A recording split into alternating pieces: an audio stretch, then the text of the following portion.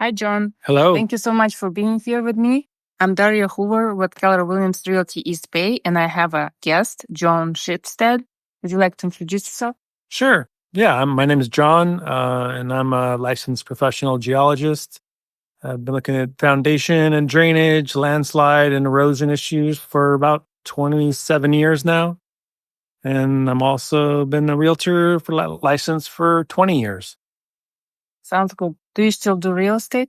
Yes. You do? Yes. Oh, okay. So let me ask you something. Most of the people who do foundations, they are not geologists, right? So you're above that then, basically?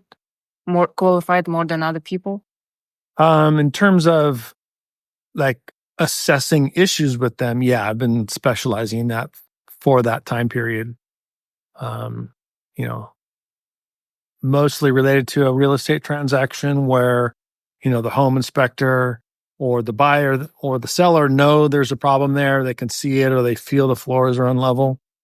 And then they call more of a specialist like myself or perhaps an engineer or something like that and to come evaluate what to do about it. Mm-hmm. So what are the main issues that you deal with in the soil, or is it related to the soil? Yeah. Most of the time it's a soil and drainage problem, or both. Once in a while it might just be where the home builder didn't construct the home, properly in the first place, and there was some type of deterioration of the foundation, or again settlement, which is most of the problem. But a lot of times, poor drainage or a failing drainage system was installed or gets clogged, and then concentrates water around the foundation, or you get a lot of water in the crawl space, and then that just develops issues with the home over a long period of time. Is this the main foundational issue that is water, excessive water?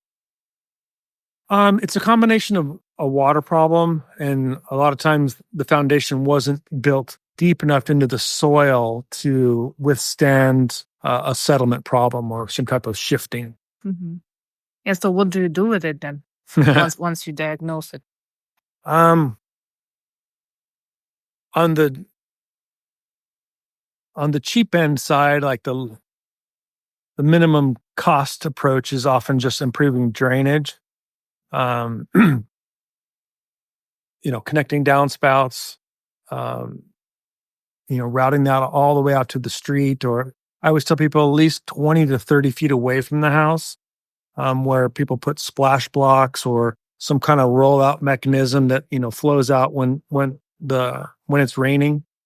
But that really doesn't get the water far enough away from a slab or a crawl space to alleviate an issue, because if you concentrate, 100, 200, 400 square feet of roof water through one downspout, that's hundreds and hundreds of gallons coming out of that downspout for just like one rainstorm.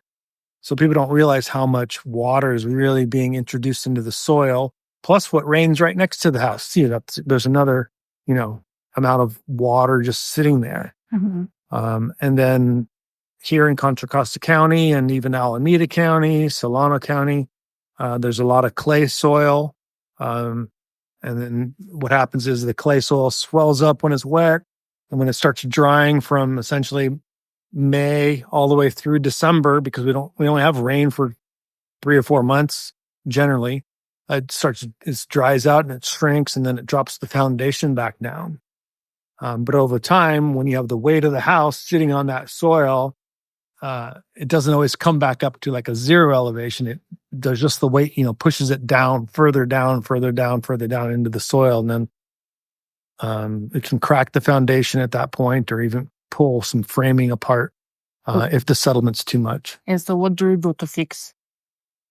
So you want to try to improve drainage first. But if the foundation is down too much, it's settled, then you can unbolt the wood framing from the foundation and raise it up with blocks and screw jacks and things like that. And then you just shim the house. We call that a cosmetic lift or a carpenter lift. And essentially you're just lifting the wood framing up off the foundation. and then you can rebolt that. But the ultimate solution is really to what's called underpin the house. And then that uses a deep piering system that fits under the foundation or the slab. And then you change the load of the house from down to some piers that you install in the ground that could be anywhere from 15 to 80 feet deep. And then that's where the load bearing depth is that can hold the weight of the house. And then you can also use those brackets to actually lift the structure back up. Sounds heavy. It's a lot of work. So what is the cost of that kind of procedure? Honestly, that can easily vary from a minimum of like $20,000 to, $120,000 for most homes. Depending on the amount of work? Yeah, depending on the amount of work, like how much the house is, square footage wise, or if it's a 2-story on a hill. There's a few other different techniques that really need to be thought about before you do that type of stuff. But the larger the house or the more area that the home is sloping, the more it's going to cost. Mm-hmm. And so over the years and decades, does soil change or it stays the same except for like periods of the year when it rains or doesn't rain? Is there any other change going on? Usually it's pretty steady in terms of what the soil dynamics themselves are doing. So it's really more about, the change in moisture content around the house. Because I've seen many, many homes where somebody bought a new house and then they came in and they changed the landscaping and added grass or removed grass or added a drip system or removed a drip system. So now you've changed the dynamics of how the soil has been accustomed to for 20, 30, 50 years.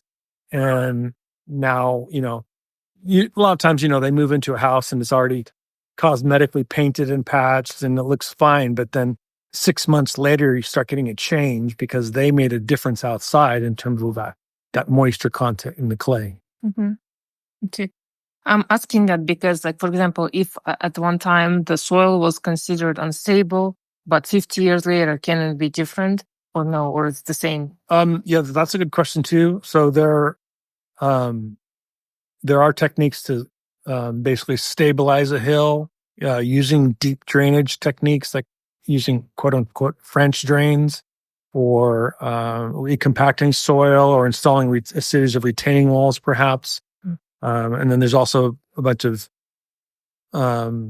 like piering methods or what we call soil nails, where they drill like horizontal bolts through rock and compacted fill soils and a combination of retaining walls to basically help stabilize a hill. But it becomes more expensive to build on it. It's very expensive.